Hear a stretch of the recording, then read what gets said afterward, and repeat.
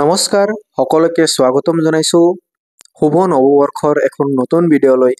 তো আজিৰ এই নৱবৰ্ষত আমি এখন নতুন ভিডিঅ'ৰ সৈতে আজিৰ ভিডিঅ'খন আমি আৰম্ভ কৰিম আৰু আপোনাক সকলোকে শুভ নৱবৰ্ষৰ শুভেচ্ছা থাকিল। তো বলক আজিৰ ভিডিঅ'খন আৰম্ভ কৰিছো, কাৰণ আজিৰ ভিডিঅ'খন বহুত বেছি গুৰুত্বপূৰ্ণ হ'বলৈ ওলাইছে। যিসকল লোকে চৰকাৰী টয়লেটৰ ছেকেণ্ড কিস্তি ৯,০০০ টকা পোৱা নাই, যিসকলে প্ৰথম কিস্তি লাভ কৰিছে, সেইসকলে দ্বিতীয় কিস্তি কেতিয়া লাভ কৰিব বা কেই তাৰিখে লাভ কৰিব, ঠিক আছে। তো এই ভিডিঅ'খন যদি আপুনি সম্পূৰ্ণলৈকে চাই, তো কোনসকল লোকৰ একাউণ্টত টকাখিনি সোমাব, লিষ্টখন আপুনি কেনেকৈ নিজৰ মোবাইলত চাব পাৰিব, সকলোখিনি তথ্য এই ভিডিঅ'ত আমি আগবঢ়াম। তো ভিডিঅ'খনৰ শেষলৈকে চাব, আৰু যদি ভিডিঅ'খন ভাল লাগি থাকে এখন লাইক কৰি অৱশ্যই চেনেলখন ছাবস্ক্ৰাইব কৰি এনেকুৱা ধৰণৰ ভিডিঅ' পাবলৈ অপেক্ষা কৰিব। তো কিছুদিন আগতে সকলো ডিষ্ট্ৰিক্টত জিঅ' টেকিং কৰি গৈছে আপোনালোকৰ চৰকাৰী টয়লেটৰ ছেকেণ্ড কিস্তি সোমোৱাৰ বাবে। আৰু আপুনি ছেকেণ্ড কিস্তিখন কেতিয়া লাভ কৰিব?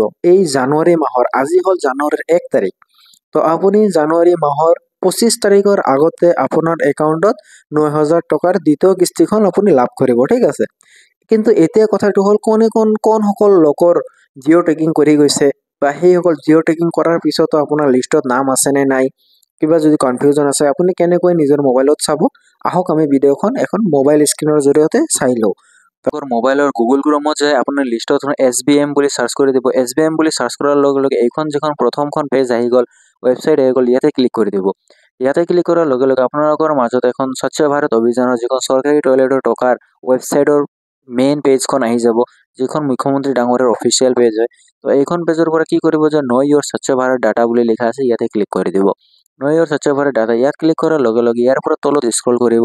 তলত স্ক্ৰল কৰাৰ লগতে ইয়াতে আপুনি লেখা পাব যে physically and financial progress of new SSL SBM page 2, ঠিক আছে। তো এই দুটাৰ ভিতৰত যিকোনো আপুনি এটাত ক্লিক কৰি দিব পাৰে।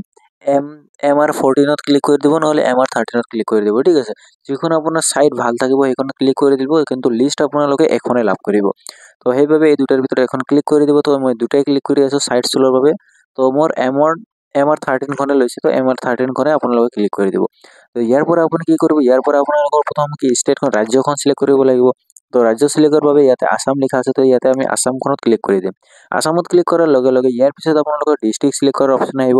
তো ডিষ্ট্ৰিক্টখন আপুনি কেনেকৈ চিলেক্ট কৰিব, তো তলত স্ক্ৰল কৰাৰ লগে লগে ইয়াৰ পৰা আপুনি কি ডিষ্ট্ৰিক্টখন চিলেক্ট কৰি ল'ব পাৰোঁ। তো আমাৰ ডিষ্ট্ৰিক্ট হয় বঙাইগাঁও, তো বঙাইগাঁওখন চিলেক্ট কৰি লওঁ। আপোনালোকৰ যদি বৰপেটা, ধুবুৰী যি হয় ধেমাজি, আপোনালোকে চিলেক্ট কৰি ল'ব। তো এইখন চিলেক্ট কৰাৰ লগে লগে ইয়াৰ পৰা আপোনালোকে অলপ ব্লকখন চিলেক্ট কৰিব লাগিব। ব্লকখন চিলেক্ট কৰাৰ লগে লগে আপোনালোকক এতিয়া আপোনালোকৰ পঞ্চায়তখন চিলেক্ট কৰিব লাগিব। আপোনালোকৰ পঞ্চায়ত কোনখন আছে, বহুত বেছি সহজ হয়, আপোনালোকে সকলোৱে কৰিব পাৰিব। ইয়াৰ পৰা আপোনালোকৰ পঞ্চায়তখন চিলেক্ট কৰিব ল'ব।